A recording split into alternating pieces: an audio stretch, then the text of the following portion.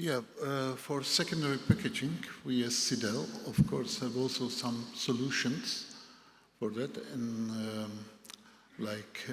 in carton packaging, we have developed a new machine where we can reduce the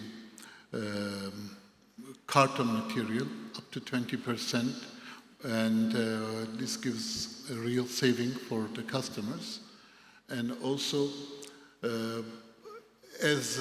we have also some samples like displays, where we don't put the primary package in shrink packs or in carton packs.